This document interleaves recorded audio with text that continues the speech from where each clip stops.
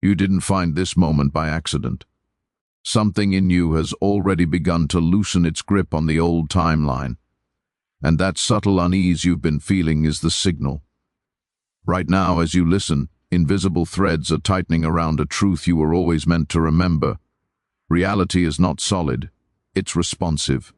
And you, yes you, are already entangled with versions of yourself, living the life you secretly know is possible. This is not motivation, this is recognition.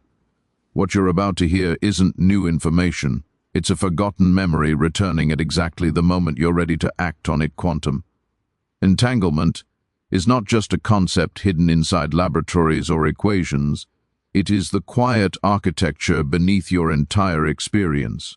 It is the reason you can feel drawn toward a future you have never lived, yet somehow recognize. At the deepest level, nothing in this universe is truly separate, and that includes you and the versions of yourself you sometimes glimpse in moments of clarity, longing, or sudden certainty. Those moments aren't imagination, they are signals. They are awareness brushing against parallel expressions of you that already exist beyond the narrow story you've been repeating. Here is the paradox most people miss. You are not becoming something new, and you are not trying to create a different life. You are remembering how to align with a version of yourself that is already real. Entanglement means distance doesn't apply, not across space, not across time, and not across identity. The confident you, the fulfilled you, the you who moves through life with ease and trust, is not waiting somewhere ahead of you. That version is already here, already vibrating, already influencing you. The subtle discomfort you feel with your current reality is not dissatisfaction, it is misalignment. It is entanglement pulling you toward coherence. This is why effort has always felt heavy. You were taught to push, to force, to earn transformation through struggle. But entanglement doesn't respond to force, it responds to recognition. The moment you see that separation is an illusion, you stop trying to cross a gap that was never there. Change stops being something you chase and becomes something you allow. When you relax into this understanding, reality begins to soften. Synchronicities increase. Resistance weakens, not because you did more, but because you finally stopped arguing with what is already true. And in that quiet agreement, the path forward begins to reveal itself effortlessly.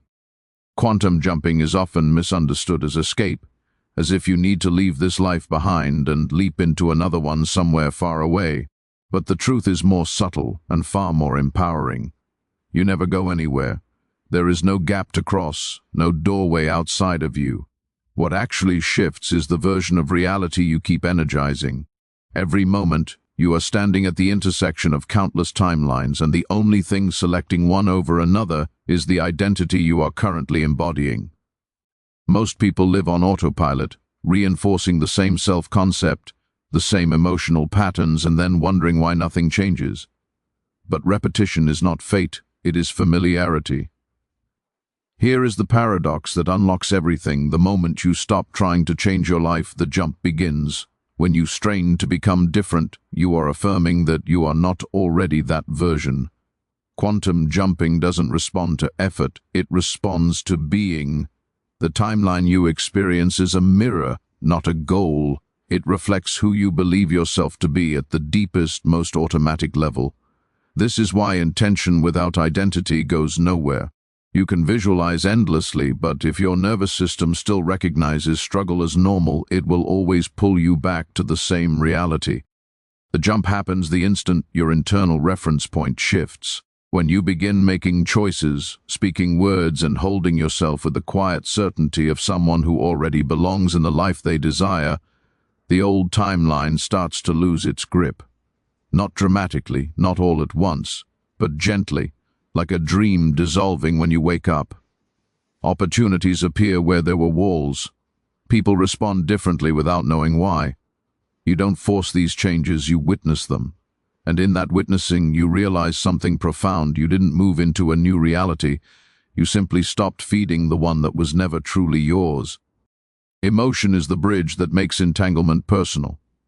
It is the part of you that speaks fluently to the quantum field without ever needing words. Thoughts can imagine, but emotion convinces. The field does not respond to what you say you want. It responds to what your body believes is true. This is why so many people feel exhausted by affirmations that never land. They repeat phrases while their nervous system is still tuned to doubt, urgency, or lack, and the field, always honest, reflects that incoherence back to them. Here is the subtle truth. Emotion is not something you generate to get a result. It is something you remember to unlock alignment. When you feel the emotional texture of your desired life, not as excitement chasing the future, but as calm familiarity, you signal that this reality is already integrated. Peace is more powerful than excitement. Certainty is more magnetic than hope. The moment your inner state feels normal rather than aspirational, entanglement activates with precision. You are no longer asking reality to change. You are informing it of who you are. This is why forced positivity collapses under pressure. It creates surface-level brightness without depth. But when your thoughts, emotions, and self-image settle into agreement, something remarkable happens. The noise quiets. The effort dissolves. You stop scanning for signs because you feel anchored.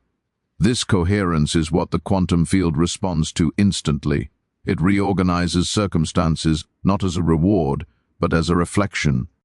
You may notice that when you are most aligned, you care less about outcomes. That indifference is not apathy, it is trust. It signals that you are no longer entangled with needing proof. And paradoxically, this is when evidence appears. Doors open without strain. Timing becomes precise. The world begins to meet you where you already are internally, not because you demanded it, but because your emotional state finally told the truth about who you are becoming, and reality listened.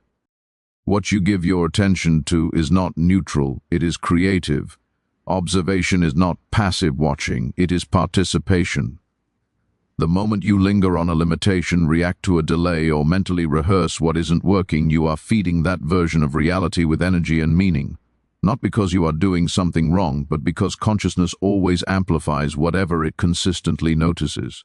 This is the observer effect experienced from the inside. You are not trapped by circumstances, you are entangled with interpretations. Here is where the paradox deepens. You don't change your life by controlling your thoughts, but by loosening your reactions. When you stop arguing with what is, its grip begins to soften. The moment you no longer need reality to prove anything to you, it starts rearranging itself. Most people remain in waiting mode, scanning for signs that it's working, treating their desired life as something just ahead of them. But becoming keeps distance alive. Being collapses it. When you relate to your dream life as inevitable, something shifts quietly but decisively. Expectation replaces effort. You no longer lean forward energetically, trying to pull the future toward you. You stand where you are with the internal posture of someone who knows. This knowing doesn't announce itself loudly, it feels almost ordinary. And that ordinariness is the signal. The quantum field responds most efficiently to what feels normal, not what feels dramatic. You may notice that when this shift happens, you stop micromanaging outcomes. You act when action feels clean. You pause when pausing feels aligned. Life begins to meet you with subtle cooperation. Conversations land differently. Timing becomes precise without explanation. This is not luck, it is coherence. By observing yourself as already aligned, you withdraw attention from the old story, and without your observation, it slowly loses form. Reality, always obedient to awareness, follows your lead. Letting go is often misunderstood as loss, as if releasing something means admitting defeat or erasing part of yourself. But what is actually happening is far more precise and far more compassionate. You are not being asked to abandon who you are being invited to loosen your grip on identities that were formed to survive, not to expand. Every habit, story, and attachment once served a purpose. You needed them to navigate a different version of reality. But entanglement is sensitive. It responds to what you are actively resonating with, not what you have outgrown. Resistance is simply loyalty to the past. It is the emotional glue that keeps you entangled with versions of yourself that no longer fit. When you cling to old narratives, about struggle, timing, or worth, you keep feeding those timelines with attention and emotion. Trust, on the other hand, is entanglement with what is emerging. It doesn't require certainty, it requires willingness.